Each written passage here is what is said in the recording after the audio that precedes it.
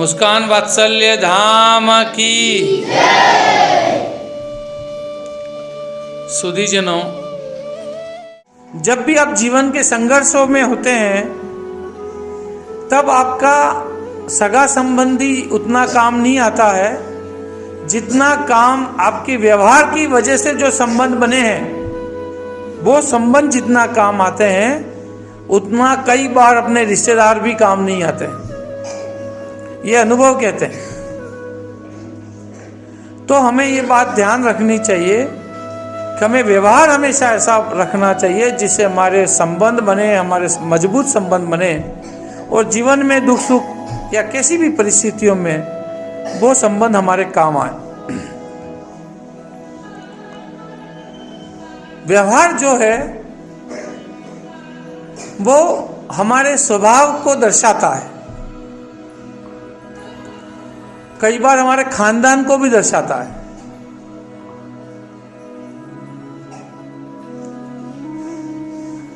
व्यवहार हमें कैसे संस्कार मिले हैं वह भी दर्शाता है।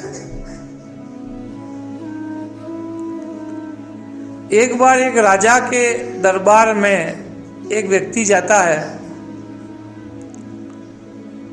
और वह व्यक्ति कहता है कि राजन, आपके दरबार में मुझे नौकरी दो। तो राजा पूछते हैं कि भाई तेरे में ऐसी क्या योग्यता है कि मैं तुम्हें राज दरबार में नौकरी दूं। तो वो व्यक्ति कहता है कि राजन, मैं किसी भी व्यक्ति को देख करके ये बता सकता हूं कि इसका खानदान क्या है, वो कहाँ से आया है, क्या है, वो बता सकता हूं। राजा बड़ा खुश होते हैं, उन्हें लगता है कि कुछ योग्य व्यक्ति है।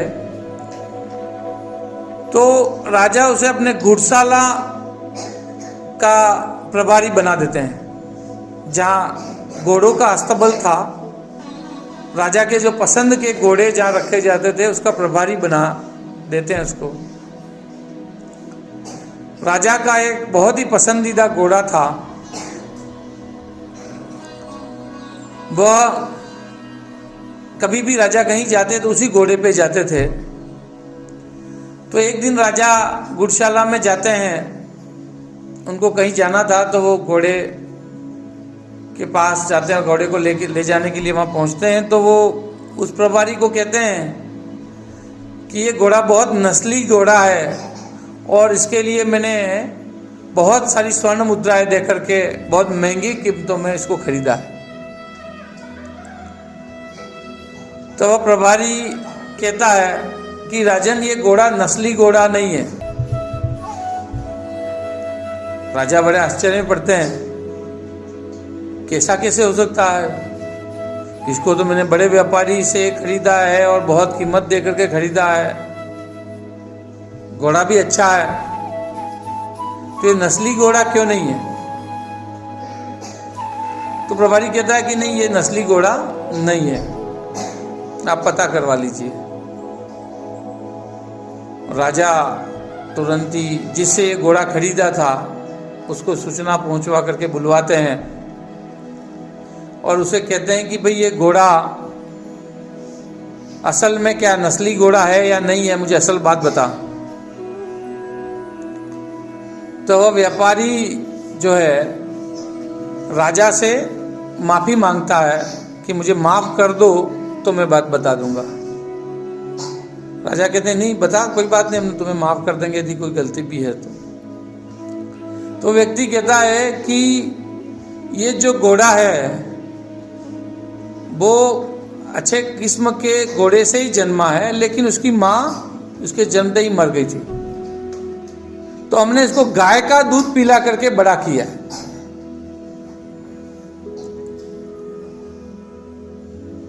राजा को प्रभारी की बात बहुत सही लगती है।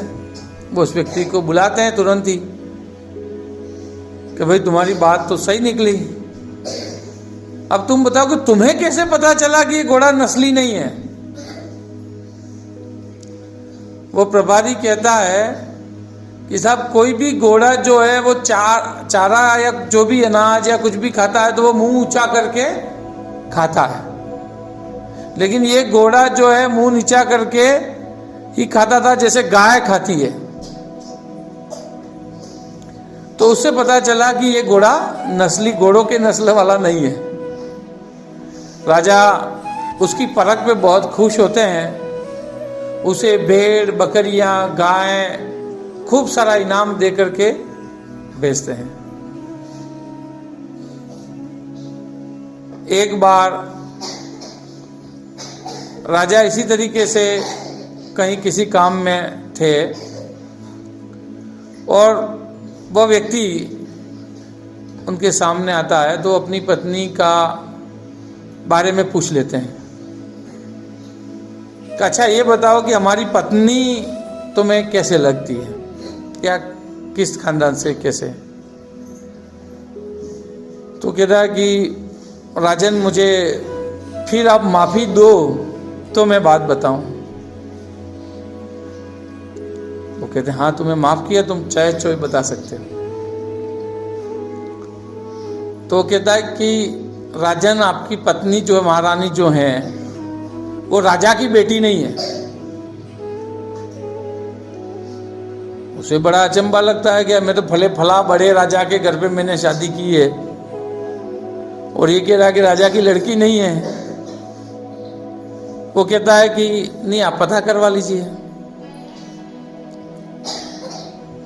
राजन तुरंत ही अपने ससुराल राजा के घर जाते हैं और वो अपनी सास को बुला करके पूछते हैं कि भाई क्या मामला, ये आपकी जो बेटी है वो आपकी ही बेटी है या नहीं है।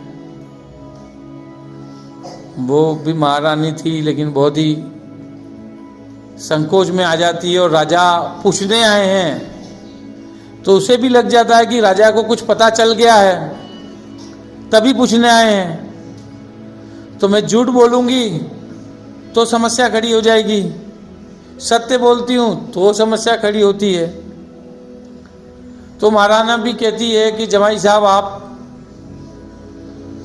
मैं आपको सही बात बताऊंगी लेकिन इस बात को आप माफ करें। और राजा कहते नहीं, मुझे इस बात से कोई प्रॉब्लम नहीं, आप तो असल बात है वो बताइए। तो महारानी कहती है कि आपके पिताजी और मेरे पति दोनों राजा दोस्त थे और बहुत गहरे दोस्त थे। तो उन्होंने बहुत पहले ये कहा था कि भाई हमारे दोनों के जो बच्चे होंगे वो आपस में विवाह कराएंगे, ये वचन दे दिया था। हमारी पुत्री हुई, आपका पुत्र हुआ, हमने सगाई वगैरह भी कर दी और हमने कहा कि भाई हम शादी कराएंगे, लेकिन संयोग से हमारी पुत्री की मृत्यु हो गई। लेकिन हमने आपसे शादी कराने का वचन दे दिया था, तो हमने किसी दासी की लड़की अब गोद ले ली, उसको बड़ा किया और उससे आपकी शादी करा दी।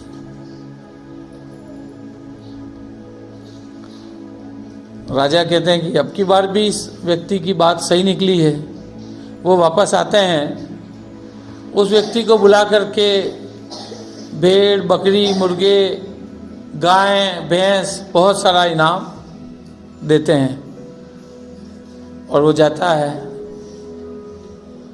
उसको पूछते हैं व्यक्ति को कि भाई तुम ये बताओ कि ये पता कैसे चला तुम्हें कि ये राजा की बेटी नहीं है।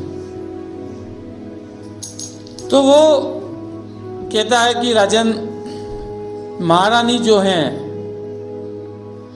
वो आपके कर्मचारियों से सबसे गाली गलौज से बात करती हैं, बहुत ही दुराचार से बात करती है और उनका जो व्यवहार है वो बड़ा अजीब है। किसी राजा की बेटी का इस तरीके का व्यवहार नहीं हो सकता, इसलिए मुझे पता चला तो मैंने बताया। कुछ समय बीतता है, एक दिन राजा के मन में आता है तो उस व्यक्ति को बुला के पूछते हैं कि भाई तुम हमारे बारे में बताओ। तो व्यक्ति जो है कहता है कि नहीं राजन, आप मुझे माफ कर दो। उनका नहीं बताना पड़ेगा। तो उन्होंने मेरी जान की माफी चाहता हूं, मेरे जान बख्श देना आप। तो वो कहते हैं हाँ नहीं, तुम्हारी जान बख्श दी तुम बताओ। तो कहते कि आप भी राजा के बेटे नहीं हो। राजा कहता है यार कि मैं राजा का बेटा नहीं हूं, मैं तो राजा का बेटा हूं, आज शासन कर रहा हूं, सारी चीजें कर रहा हूं, मेरे पिता की बदौलत कर रहा हूं। तो वो कहता कि नहीं राजन, आप राजा के बेटे नहीं हैं, आप पता कर लीजिए। राजा तुरंत ही महल में रनिवास में जाता है, अपनी माँ से पूछ रहा है कि माँ मैं आपका बेटा नहीं हूं। माँ भी बड़ी अचंभित होती है कि इतने साल बाद ये बेटा पूछने आया है।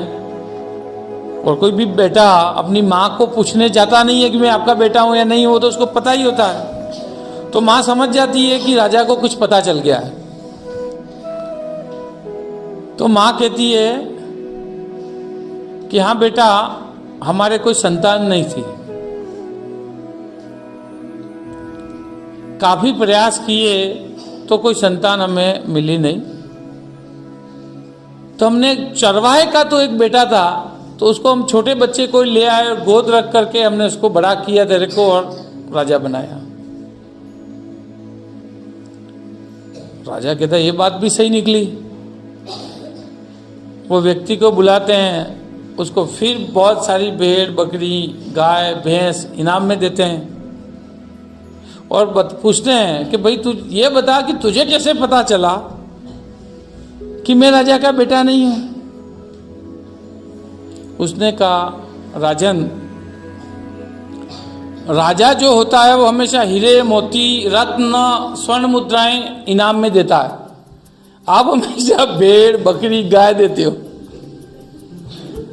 तो मुझे उससे लगा कि आप राजा के बेटे नहीं हो, किसी चरवाहे का बेटा ही तो भेड़ बकरी इनाम में देगा। तो मतलब आप समझिए कि हमारा व्यवहार बताता है कि हम किस खानदान से हैं, हम किस परिवार से हैं, हमारे संस्कार क्या हैं, हमारी सोच क्या है। कौन बताता है? हमारा व्यवहार बताता है। इसीलिए हमारे व्यवहार को करते समय हमें इस बात का हमेशा ध्यान रखना चाहिए कि हमारा व्यवहार कैसा है। हम सामने वाले व्यक्ति के साथ किस तरीके का व्यवहार कर रहे हैं। हमारे व्यवहार की वजह से वो हमारे बारे में क्या धारणा बनाएगा, हमसे कैसे रिश्ते बनाएगा, हमारे साथ कैसा व्यवहार करेगा, वो बात हमें व्यवहार करने से पहले सोचनी चाहिए।